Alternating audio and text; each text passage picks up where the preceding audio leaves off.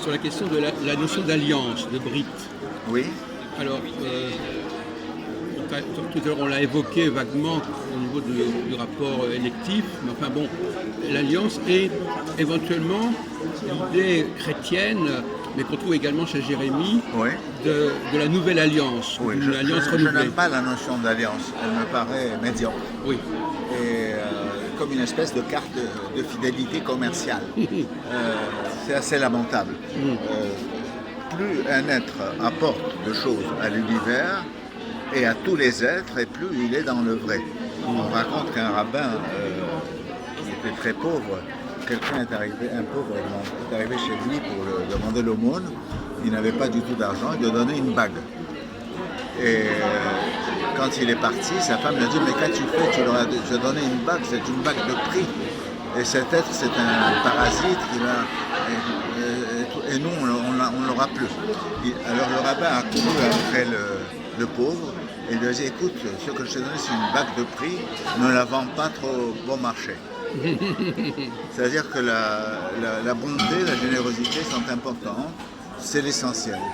Et ce sont des qualités qui sont très rares en Israël. Par exemple, aime ton prochain comme toi-même. Pratiquement, je n'ai jamais rencontré. Quand vous parlez d'Israël, vous parlez de l'État d'Israël? Non, le juif en général. Ah oui, les juifs et l'État d'Israël. C'est-à-dire les juifs sont blessés. Ce sont des êtres blessés, traumatisés par l'exil. L'exil, ils ne voient pas qu'ils en sont la cause. Pourquoi il y a l'exil? Parce que dans le temple, dit le Talmud, il y avait quotidiennement idolâtrie, dépravation sexuelle et meurtre. Alors Dieu a détruit le temple et même Joseph a participé à la destruction du temple, dit le Zohar, parce que c'était une opération saine. Alors donc les qualités sont très rares. En fait, Dieu dit l'homme est unifié par la présence de la femme. Elle est l'être de tous mes êtres à la fois. Je ne suis pas des morceaux, je suis un ensemble. Et de même, Dieu dit à Abraham, toutes les familles de la terre seront bénies par toi. Ça suppose que tu les aimes. Oui. Et il répète cette chose-là à Jacob, et il lui dit, toutes les familles de la terre seront bannies par toi et par ta descendance. Mais pratiquement, il y a une agressivité qui est analogue à l'antisémitisme, finalement, qui fait que ça n'existe pas. Et puis, comment se passe la bénédiction des Kohanim? À la fin de la bénédiction des Kohanim, qu'il passe mon nom sur les enfants d'Israël et je les bénirai. Sous-entendu, une bénédiction très restreinte aux enfants d'Israël. Alors que Dieu dit à Abraham et à Jacob, toutes les familles de la terre seront bénies grâce à toi. Donc c'est ça la vérité. Au lieu d'avoir cette agressivité que l'on trouve chez tous les peuples, ils sont tous des conquérants, des prédateurs, il y a un chemin de vie et c'est celui-là qui est important. Mais pratiquement, l'amour du prochain, le Rabbi Akiva dit, c'est un grand principe de la Torah. Pratiquement, il n'est pas pratiqué par les Juifs. Alors, Raphaël Cohen, que pensez-vous du sionisme? Le sionisme. Oui. Mais c'est une très bonne chose. Je dirais qu'il y a eu deux agressions. La première, c'est les Cananéens. Israël a envahi les Cananéens, il a prétendu que Dieu leur a donné leur terre et il les a exterminés. Il y a un verset qui dit « Ne laisse vivre aucune âme ». Et puis après, il y a une deuxième agression vis-à-vis des Palestiniens. Et c'est la même. De même que Israël a exterminé 7 peuples palestiniens, il y a 7 armées arabes qui l'ont envahi en 48. Donc je dis que les Juifs ont fait énormément de mal dans le monde. Et Kant disait ce sont des fripons, des bandits, des parasites, ils n'ont rien apporté, pas même à la conscience humaine.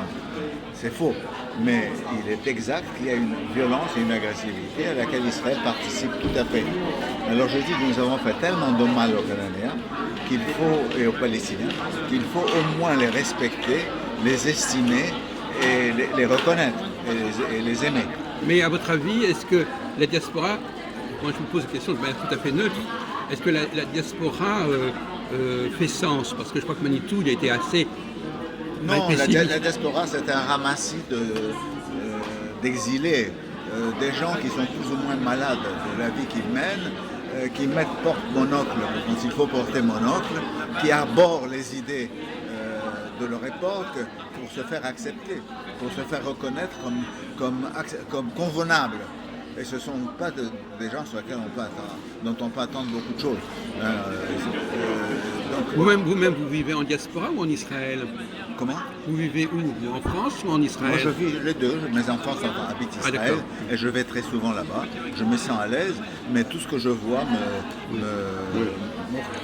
m'horripile. Voilà. C'est-à-dire en fait c'est une falsification. On passe de Carib en Scylla, en quelque sorte. Comment? On passe de Carib en Scylla, c'est-à-dire que c'est pas beaucoup mieux. C'est Dieu en tant qu'idole, en tant que Astarté, Marduk, Baal. Saddam Hussein, il y avait le Baas, et l'Irak ça fait le Baal, et puis nous c'est à peu près pareil. Il y a un verset de la Bible qui dit « Vous ne m'appellerez plus mon maître, mais mon mari, mon homme ».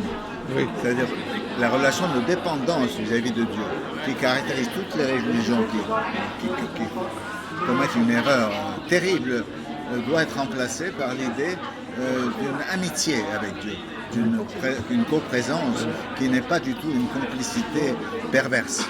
J'ai écrit aujourd'hui que pourquoi Dieu n'a pas laissé Moïse entrer sur la terre alors qu'il le désirait tellement.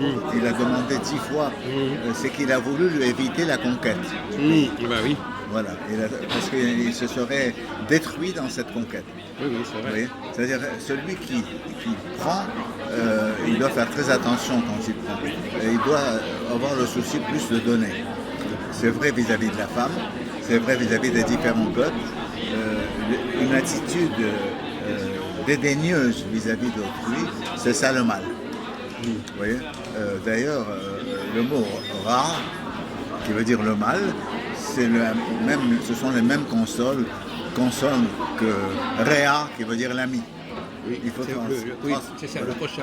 La vote de Rabbi Nathan dit qui est véritablement fort? Celui qui transforme celui qui le hait en quelqu'un qui l'aime. Dans cette attitude-là de réciprocité, en chacun il y a des merveilles et il faut être avide de ces merveilles pour pouvoir les goûter et pouvoir avoir un échange réel. Alors je reviens sur une question. Quand il est dit, par exemple,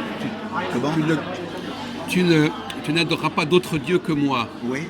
Est-ce que ça veut dire qu'il existe d'autres dieux? Ça veut dire? Est-ce que ça ne veut pas dire qu'il existe d'autres dieux? Il existe d'autres dieux, bien sûr. Et que les Hébreux ne doivent pas... Il ne faut pas prendre des dieux ahérim, autres, c'est-à-dire qui te mettent à l'arrière de ta propre personne, qui te pervertissent, qui t'avilissent. C'est-à-dire, je dois aimer Dieu, mais non en faisant un instrument ignoble. Et donc, pratiquement Dieu est ignoble pour la majorité des religions.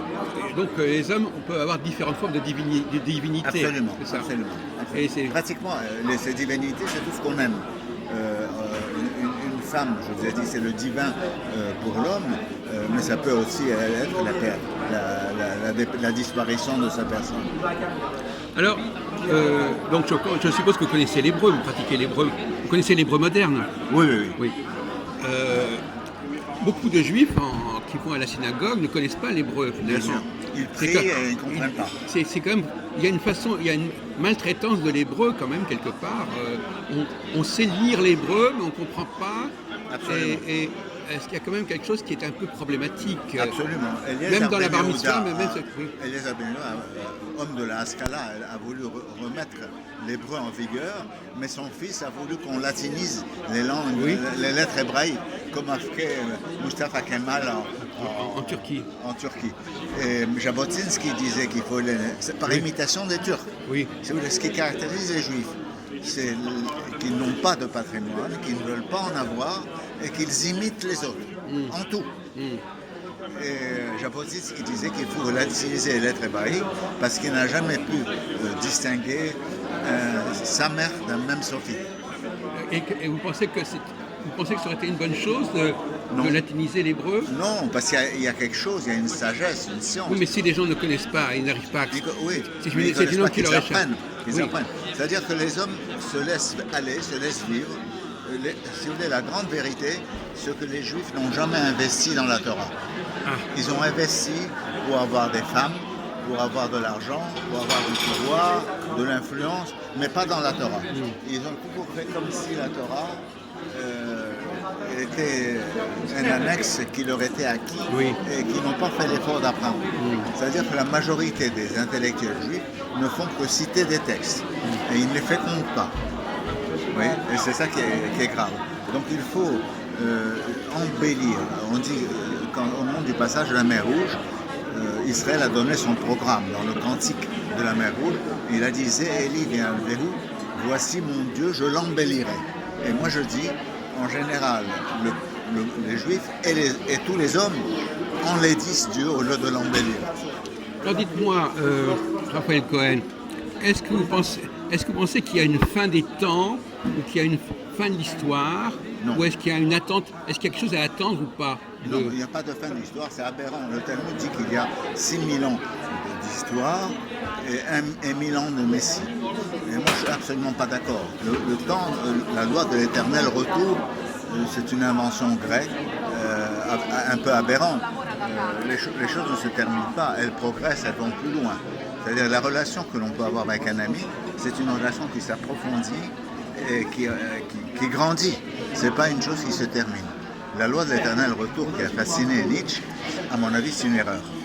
L'éternel retour ne prévoit pas de fin. Non. Donc vous êtes plutôt d'accord dans ce sens-là. Voilà. D'ailleurs, il y a tellement de versets qui disent pour toujours. L'Olam va être.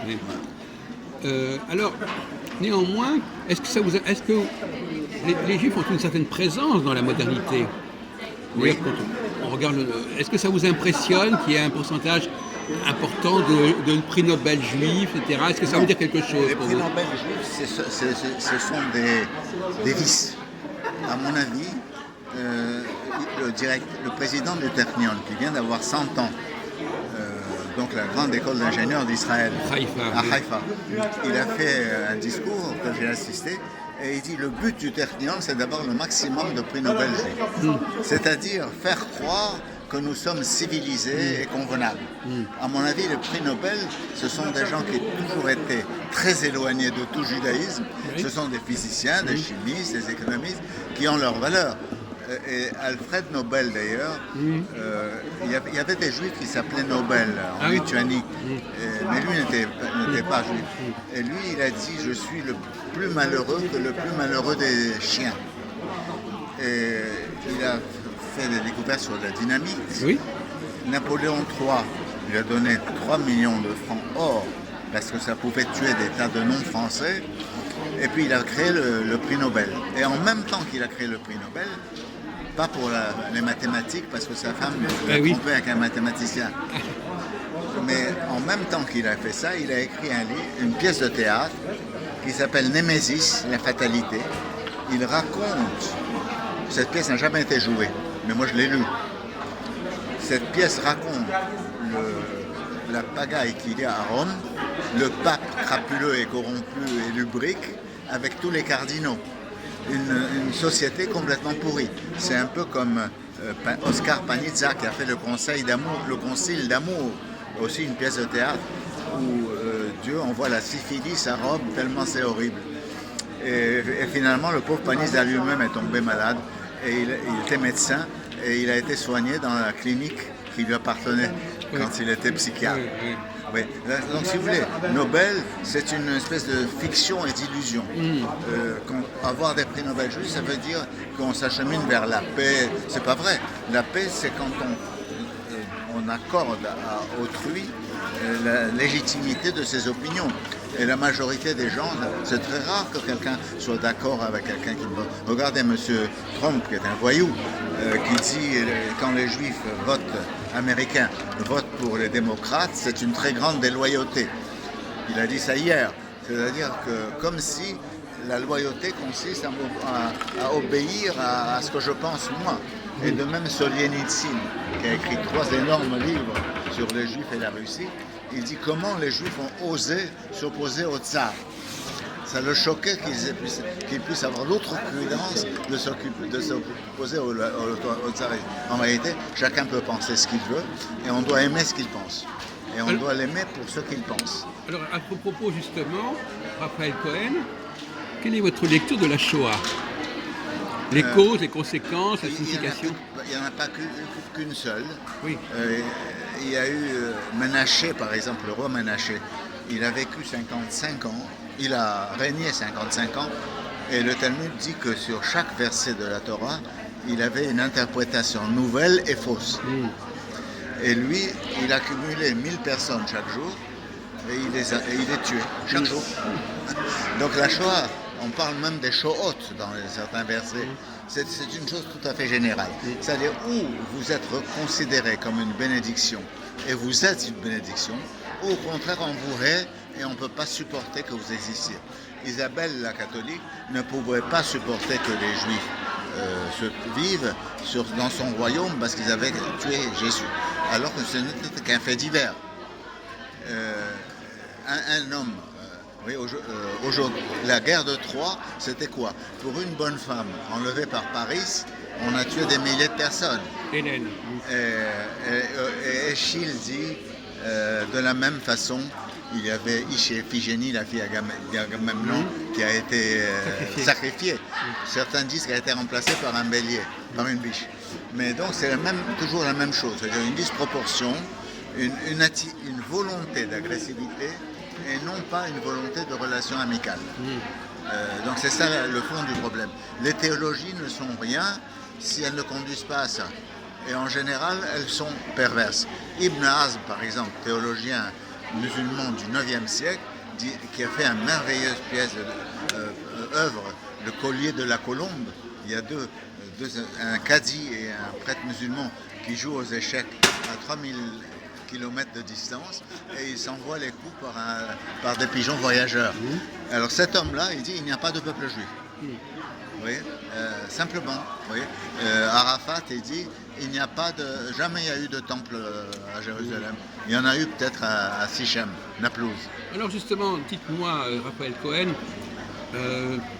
ce débat sur est-ce que vous croyez que le peuple hébreu actuel est le descendant légitime et réel du peuple hébreu de la Bible, ou est-ce que vous acceptez l'idée qu'il puisse y avoir eu des conversions aussi bien chez les Ashkénazes que chez les séfarades?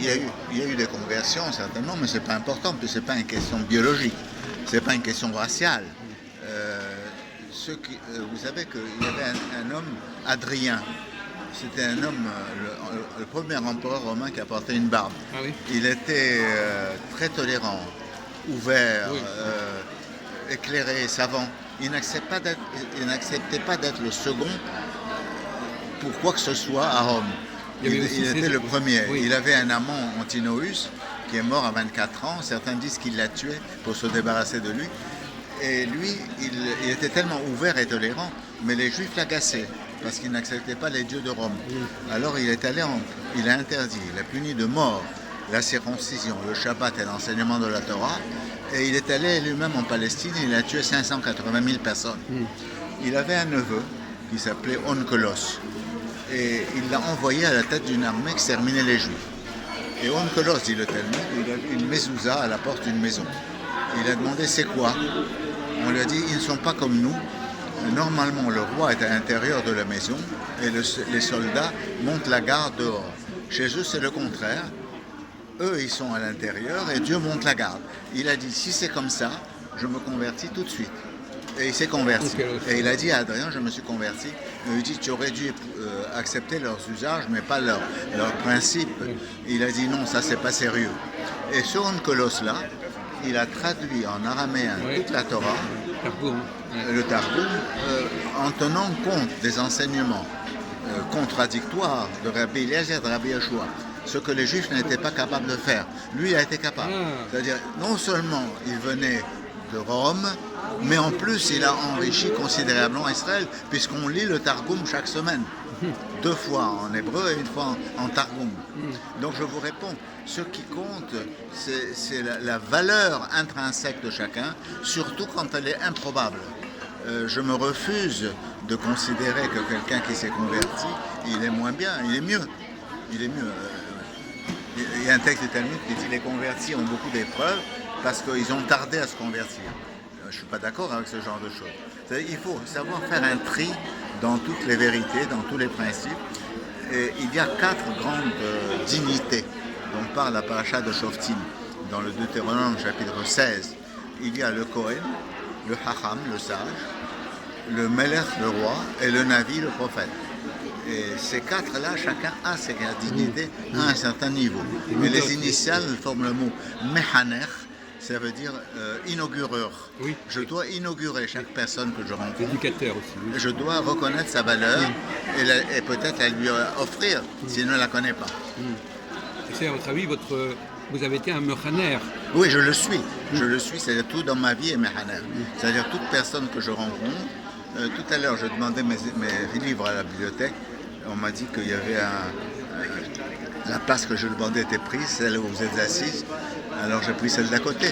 Et j'ai dit au jeune homme, ce serait bien si les conquérants arrivaient à faire leur place si simplement. Et il se lui a plu. Oui. De même, vous savez, les